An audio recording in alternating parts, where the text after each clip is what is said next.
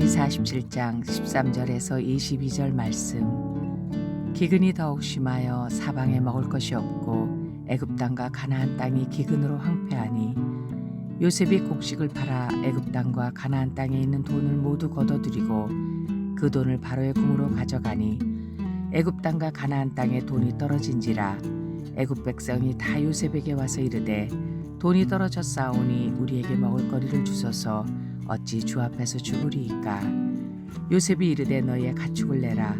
돈이 떨어졌은즉 내가 너희의 가축과 바꾸어 주리라. 그들이 그들의 가축을 요셉에게 끌어오는지라. 요셉이 그 말과 양떼와 소떼와 나귀를 받고 그들에게 먹을 것을 주되 곧 그 모든 가축과 바꾸어서 그 해 동안에 먹을 것을 그들에게 주니라. 그 해가 다 가고 새 해가 되매 무리가 요셉에게 와서 그에게 말하되 우리가 주께 숨기지 아니하나이다. 우리의 돈이 다하였고 우리의 가축대가 주께로 들어갔사오니 주께 낼 것이 아무것도 남지 아니하고 우리의 몸과 토지뿐이라. 우리가 어찌 우리 토지와 함께 주의 목전에 죽으리이까. 우리 몸과 우리 토지를 먹을 것을 주고 사소서. 우리가 토지와 함께 바로의 종이 되리니 우리에게 종자를 주시면 우리가 살고 죽지 아니하며 토지도 황폐하게 되지 아니하리이다. 그러므로 요셉이 애굽의 모든 토지를 다 사서 바로에게 바치니 애굽의 모든 사람들이 기근에 시달려 각기 토지를 팔았음이라. 땅이 바로의 소유가 되니라. 요셉이 애굽 땅 이 끝에서 저 끝까지의 백성을 성읍들에 옮겼으나 제사장들의 토지는 사지 아니하였으니 제사장들은 바로에게서 녹을 받음이라. 바로가 주는 녹을 먹음으로 그들이 토지를 팔지 않음이었더라. 아멘.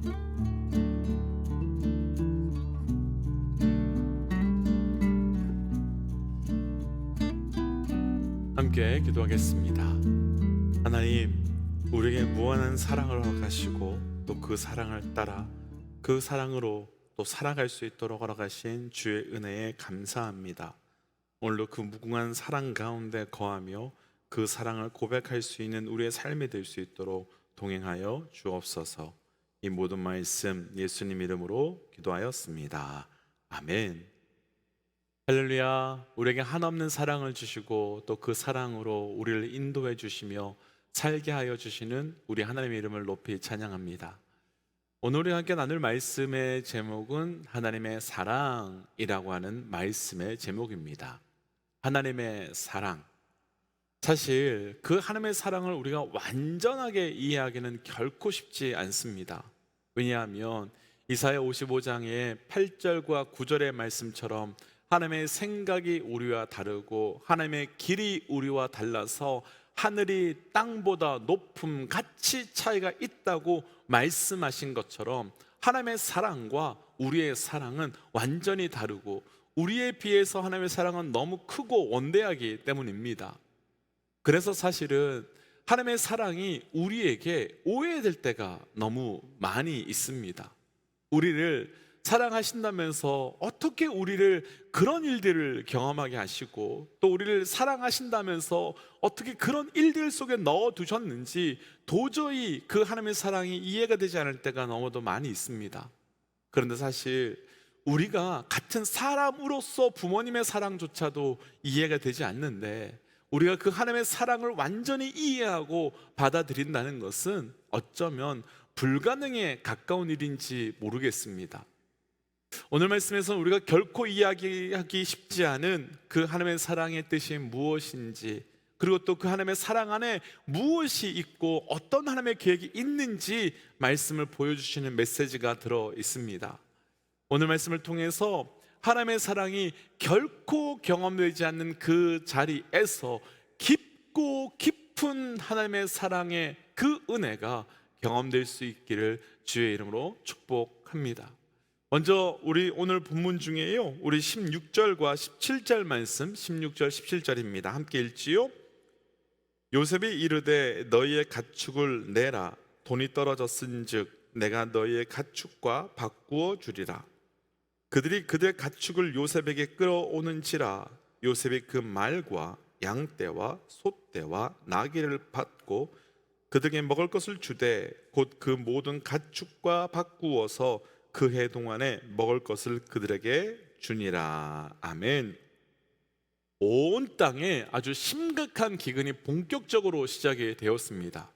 그런데요, 그런 이 관점으로 오늘 말씀을 보면, 오늘 말씀에 등장하는 요셉이 한편으로는 조금 실망스럽고 또 한편으로는 이해가 되지 않습니다. 우리가 지금까지 보았던 요셉은 분명히 하나님의 사람입니다. 그리고 우리가 지난주 말씀에서도 나누었지만 요셉은 우리를 구원하시는, 그래서 이 땅에 오신 예수 그리스도를 예표하는 사람입니다. 그러면 정말 그렇다면 오늘 말씀에서 나오는 이 요셉과 같이 행동하면 안 될 것 같습니다. 왜냐하면 요셉은 오늘 먹을 것이 없는 불쌍한 사람들에게 무상으로 곡식을 나누어 주는 모습이 등장한 것이 아니었습니다. 오히려 요셉은 처음에는 돈과 가축을 팔아서 그 곡식을 주었고, 그 다음에는 돈과 가축이 떨어지자 토지를 받았고, 그리고 마지막에는 아무것도 드릴 수 없어서 자기를 줌으로써 우리가 바로의 소유가 되겠다며 곧 자신들을 드림으로 바로의 종으로 드리면서 그 상태까지 끌고 간 장본인이 바로 요셉이기 때문입니다. 우리가 한국 옛날 영화나 드라마를 보면 가끔 아주 악덕 소장농이 가난을 빌미로 주변 사람들에게 돈과 가축과 그리고 심지어는 그들의 자녀까지 가지고 와서 종으로 착취하는 모습을 보았는데, 마치 오늘 말씀에서 요셉은 그런 모습과 비슷한 모습으로 비춰집니다. 그럼 왜 요셉은 이렇게 하고 있는 걸까요? 그리고 오늘 말씀의 제목으로 이야기해 본다면 도대체 이 속에 어떤 하나님의 사랑이 그 안에 숨어 있는 걸까요? 먼저 이 부분에서 우리가 정확하게 한 가지 보고 싶은 부분이 하나 있습니다. 우리가 조금 전에 읽었던 17절 말씀을 자세히 한번 보시면 요셉은 먹을 것이 떨어진 사람들에게 말과 양과 소와 나귀를 받고 그들에게 먹을 것을 주었다라고 말합니다. 그럼 우리는 그 말씀을 읽자마자 그런 생각을 하게 됩니다. 말을 가져온 사람은 그에게 합당한 많은 곡식을, 그리고 그보다 작은 가축을 가져온 사람은 그에 맞게 작은 곡식을 주었을 것이라고 우리는 생각합니다. 그런데 말씀을 자세히 한번 보시겠습니까? 말씀을 자세히 한번 보시면 무엇을 가져왔는지 상관없이 그 해 동안에 먹을 곡식을 주었다라고 말합니다. 다시요, 무엇을 가져왔든지 상관없이 그 해 동안에 먹을 곡식을 주었다고 말하는 겁니다. 그러니까요, 가져온 곳의 가치에 맞춰서 곡식을 준 것이 아닙니다. 무엇을 가져왔던 요셉은 그들이 한 해 동안, 그 한 해 동안 먹을 수 있는 그 양만큼 준 것입니다. 그래서 바로 다음 18절 말씀을 보면 그렇게 가축과 곡식을 바꾸어 간 사람들이 그 한 해 동안 먹고 살다가 그 다음 해에 다시 요셉에게 올라왔다라고 하는 구절을 볼 수 있습니다. 누구는 공평하지 못하다고 말할 수 있습니다. 그런데 요셉은 이렇게 반응한 이유가 있습니다. 큰 것을 가져온 자에게 많은 것을 주지 않고, 적은 것을 가져왔다고 적은 것을 주지 않고 그냥 한 해 동안 똑같이 먹고 살 수 있을 정도로 나누어진 이유가 있습니다. 요셉은 받은 것에 집중하지 않고 살아가야 하는 자에 집중했기 때문입니다. 그래서 받은 만큼 준 것이 아니라 살아갈 수 있을 만큼 준 것입니다. 다시요, 그래서 요셉은 받은 만큼 준 것이 아니라 살아갈 수 있을 만큼 준 것입니다. 바로 이것이 하나님의 사랑입니다. 하나님은 우리가 무엇을 드렸느냐에 따라서 그 사랑을 다르게 주시는 분이 아닙니다. 하나님은 그 사랑을 우리를 살리시기 위해 주시는 분이시기 때문입니다. 우리를 돌이키고 우리를 일으키기 위하여 주시는 분이기 때문에 너가 무엇을 했느냐, 너가 무엇을 갖다 바쳤느냐에 따라서 사랑의 크기를 달리하시는 분이 아니라 한결같이 살 수 있고 살아갈 수 있는 사랑을 우리에게 주시는 분입니다. 혹시 이 정도의 설명에서 생각나는 말씀이 없으신지요? 저는 이 말씀을 보면서 마태복음 20장에 나오는 포도원 품꾼의 비유가 생각이 났습니다. 포도원 주인은 그 포도원 품꾼을 다 다른 시간에 불렀었지요. 그래서 아침 일찍에 와서 일을 한 사람도 있었고, 또 일이 거의 마무리될 쯤에 와서 일을 시작한 사람도 있었습니다. 그럼 당연히 그들의 품삯은 다 다를 것이라고 생각할 것 같은데, 우린 이미 그 말씀을 보셔서 잘 알지만 다 동일하게 품삯을 주었고 동일하게 품삯을 받았습니다. 그리고 같은 품삯에 일찍 일하러 나온 사람은 왜 늦게 나온 사람과 동일하게 주는다며 불평과 불만을 하게 되고, 그 불평에 포도원 주인은 내가 너에게 약속한 것을 받아서 가라 라고 말합니다. 분명 일찍 온 사람은 주인이 공평하지 못하다고, 또 주인이 사랑과 공의도 없다라고 말할 겁니다. 그런데 그 품꾼이 왜 그렇게 반응하는지를 한번 생각해 볼 필요가 있습니다. 무엇을 잃어버린 걸까요? 그 품꾼은 주인의 마음을 잃어버렸습니다. 품꾼은 왜 자기를 불러서 일을 시켜 주었는지를 잃어버렸습니다. 우리는 마태복음 20장의 포도원 품꾼의 비유에서 주인이 일할 사람이 필요해서 일꾼을 구했다라고 생각하지만, 마태복음 20장 1절의 말씀을 보시면 천국은 마치 품꾼을 얻어 포도원에 들여보내려고 일찍 나간 주인과 같다라고 말합니다. 그러니까요, 주인의 마음은 어떤 마음이었고 주인의 목적은 무엇이었을까요? 주인의 목적은요, 일시키는 것이 아니었습니다. 포도원에 들여보내는 것입니다. 포도원에 들여보내서 그로 살게 하는 것이 목적이었던 겁니다. 그 말은 주인이 일이 없어서 놀고 있는 사람, 돈이 없어서 죽어가는 그 사람에게 포도원에 보냈다는 겁니다. 내 포도원에 일이 없음에도 불구하고, 포도원에 일할 것이 없음에도 불구하고 부른 겁니다. 그러니까 그런 상황에서요, 일찍 왔다고 해서 특별히 내세울 만큼 일을 더 많이 했다는 것은 아니라는 겁니다. 그럼 일이 없어 일하지 못하는 나를, 그럼 돈을 벌지 못해서 어떻게 될지 모르는 나를 그 포도원에 넣어 주어서 먹고 살도록 돈을 준 것을 기억해야 하고, 그것을 기억한다면 내가 몇 시에 들어왔냐가 아니라, 내가 얼만큼 일했느냐가 아니라, 나를 살려주기 위해 불러주신 그 주인의 마음 때문에 감사하게 받을 수 있어야 되는 겁니다. 이것을 그대로 우리에게 한번 적용해 보고 싶습니다. 하나님, 왜 나를 이런 곳에 살게 하시는 겁니까? 하나님, 왜 나를 이런 사람들과 살게 하시는 겁니까? 하나님, 내가 그렇게 노력했는데도 왜 이것밖에 안 되는 겁니까? 내가 그렇게 애쓰고 내가 그렇게 노력했는데도 왜 이 대접밖에 못 받게 하는 겁니까? 라고 하는 그 원망과 한탄 이전에 그 생명을 주셔서, 우리에게 생명을 주셔서 포도원에 들어가 살게 하시고, 그 포도원 안에서 하나님의 은혜로, 하나님의 공급하심으로 살아갈 수 있도록 하나님의 주권적으로 우리에게 생명 주신 그 사랑을 먼저 붙들어야만 하는 겁니다. 어떤 분들은 삶이 너무 어려워서 차라리 생명을 주지 않으셨던 것이 좋았을 것이라 생각하시는 분들도 계실 겁니다. 또 어떤 분들은 누구는 저렇게 잘 사는데 나는 왜 이렇게 사느냐고 하시는 분들도 있을 겁니다.